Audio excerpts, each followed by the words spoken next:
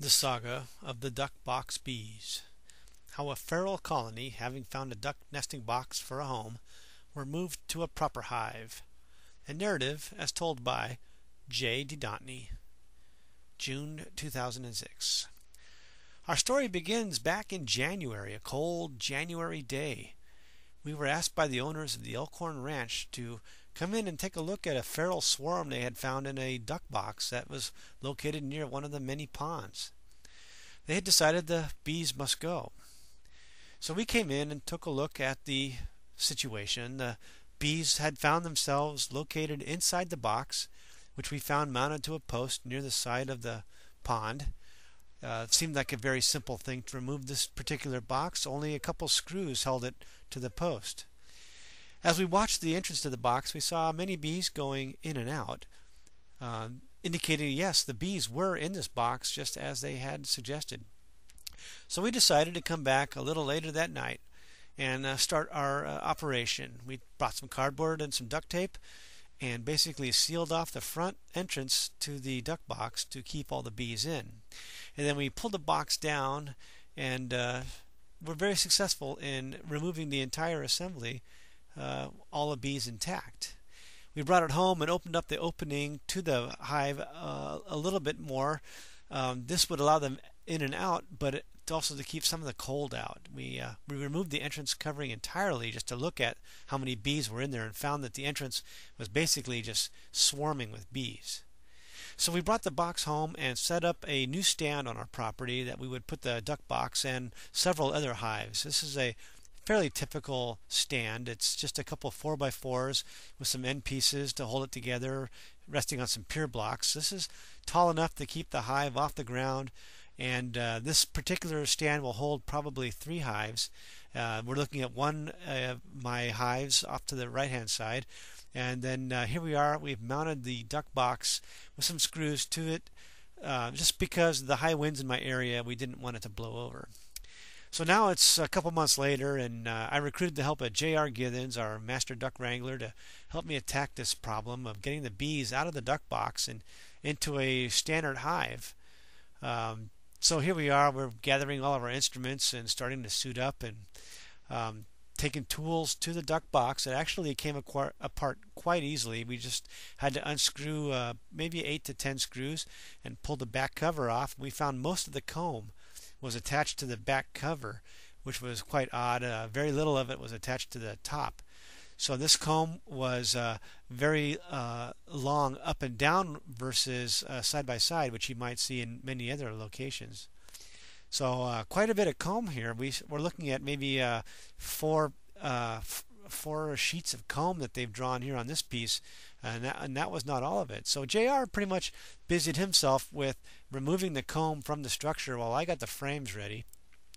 The strategy was to take empty frames, for normal hive frames, and to cut the comb out of the box and lay it in the frame and adjust it appropriately and trim it up, and to use string then to tie it and hold it within the frame.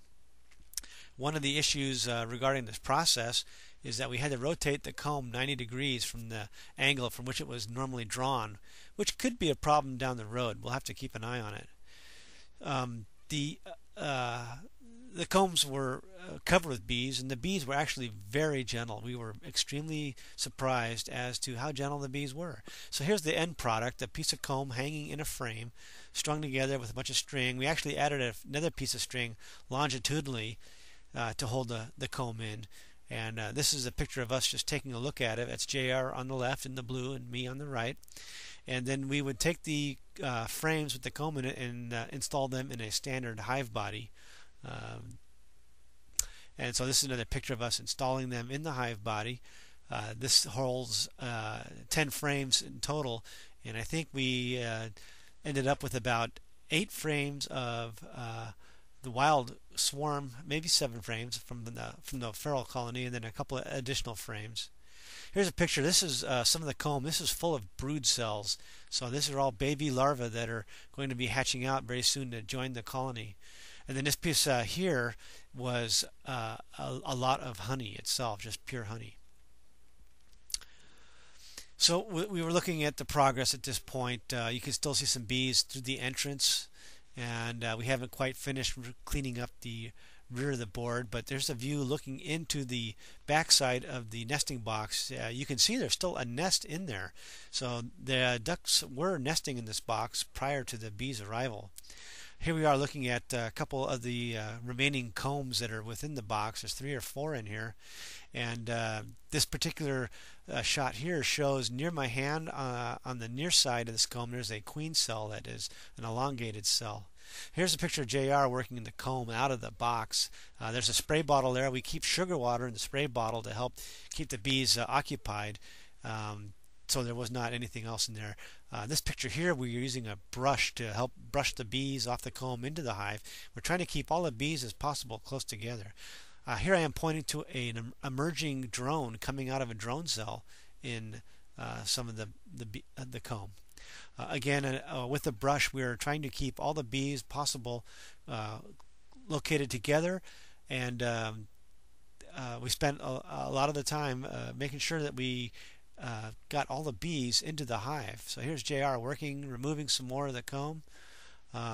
This is a picture of me reaching in with the bee brush. At this point, we've got the duck box sitting on top of the hive. We're concentrating now on getting all the remaining bees into the hive. So here's JR working the bees with a small brush, and he may be removing some comb, but we're trying to get all the bees into the hive. This is the first time here that we pulled out the smoker. I mentioned how gentle they were. We did not need the smoker at all, except for this part here. So there were quite a few bees that were in the nesting material from the ducks. So we thought we'd bring the smoker out and try and smoke them out of the nesting material. So JR spent a good amount of time here. We've already got most of the comb out. There's still some remnants of wax inside. And here's another shot of smoking the bees out of the comb. And then we would take the small brushes and brush them out of the entrance. And in fact, there's JR with the brush right now. In his right hand, there's a hive tool, which is basically used for scraping and prying.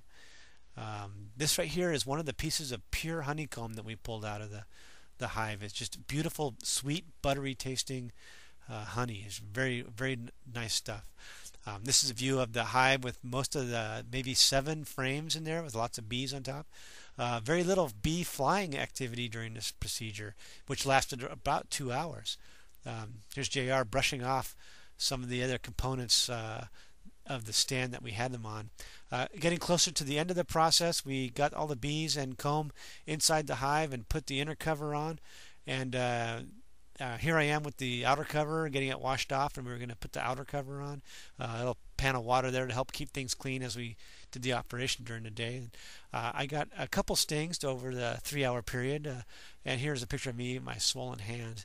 But all in all, it was definitely worth the learning experience and giving them a new home. So thank you for watching, and I hope you enjoyed the show.